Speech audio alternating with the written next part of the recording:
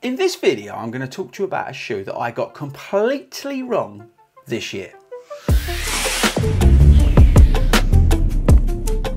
Hello everybody and welcome to FORDY Runs. My name is Chris Ford. I'm a running and athletics coach based here in the UK. And when I'm not coaching runners, I'm making YouTube videos about running shoes, running in general, race vlogs, coaching tips, all that kind of stuff. So please make sure you subscribe before you leave me today. Now, we review a lot of shoes on this channel. We're very, very lucky. We get sent a lot of shoes, and I do make a lot of videos about running shoes. And in general, I kind of think that I'm sort of got my finger on the pulse when it comes to running shoes. Now, my opinion is not the be all and end all. I'm a completely different runner to a lot of you guys and girls out there. And my opinion is only my opinion. It doesn't necessarily matter. Now, on this channel, honesty and transparency and integrity is really important to me, which is why my Strava profile is public. You can see all the miles that I'm running. You can see which training blocks I'm in. You probably see me at a race somewhere in the UK or even elsewhere. For example, this year I've completed 3 marathons. I've obviously done training blocks for those. I've completed multiple half marathons, 10Ks, 5Ks, park run. I'm usually somewhere in the country of a weekend doing a race or an event. And my point about that is the fact that I am out actually running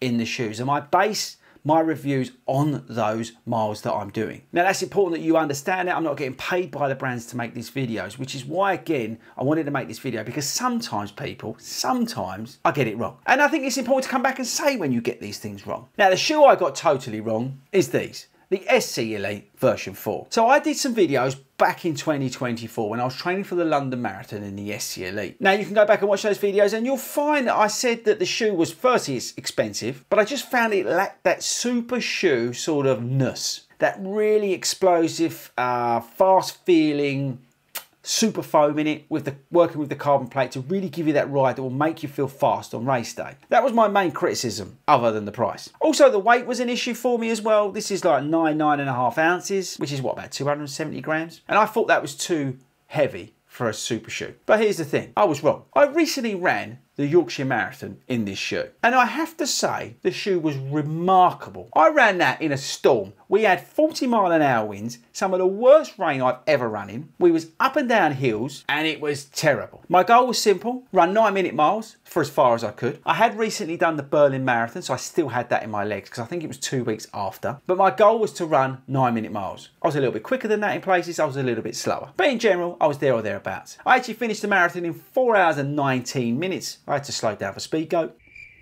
But other than that, I was pretty much on pace. And that race, the shoe just came alive. I think this shoe is brilliant because this foam is not soft, but it is responsive enough to hold pace over those longer miles. It's not until you go through that marathon, that sort of 26.2 miles, in a shoe that you truly understand it. And that's where I'm happy to hold my hands up, because actually I really underestimated this shoe. It was incredible at holding pace. It was stable, it was grippy, it was brilliant in the rain in terms of the upper. The lockdown wasn't a problem. I didn't once want to relace this shoe. I didn't have any blisters in this shoe. And this version, I'd done 3 miles before I took it out of the box and up to Yorkshire. I had no blisters, no issues with the arch, no heel rub, no heel lift, nothing. It was brilliant. But as I said, the biggest takeaway for me was the ride. How effortless it was able to hold pace. Now, 9-minute miles for me is easy pace, okay? But it felt great there. And when I picked it up in the last, well, whatever it was, 0.2 of the 26.2,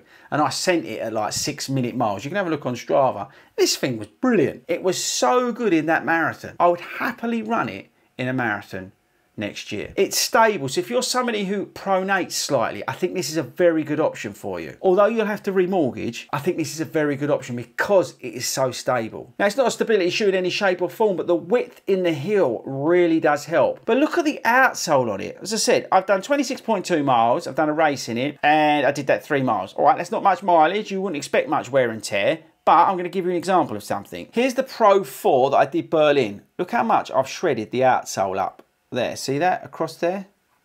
Yeah, look at it.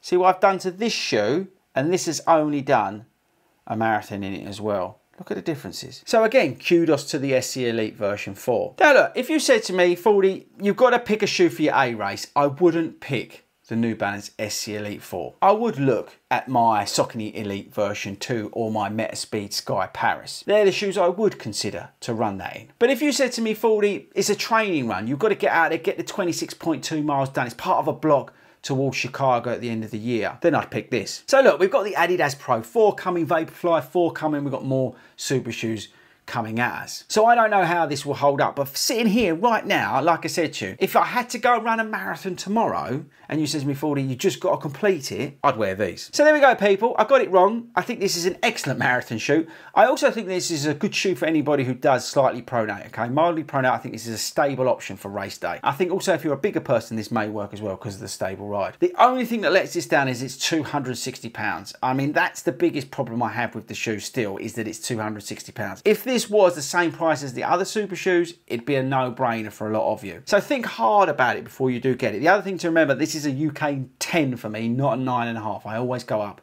half a size in New Balance shoes. But other than that, this is a brilliant shoe. I got it wrong. I underestimated this, so I apologise, New Balance SC Elite version 4. You was brilliant in the Yorkshire Marathon, and I'd happily take you out again.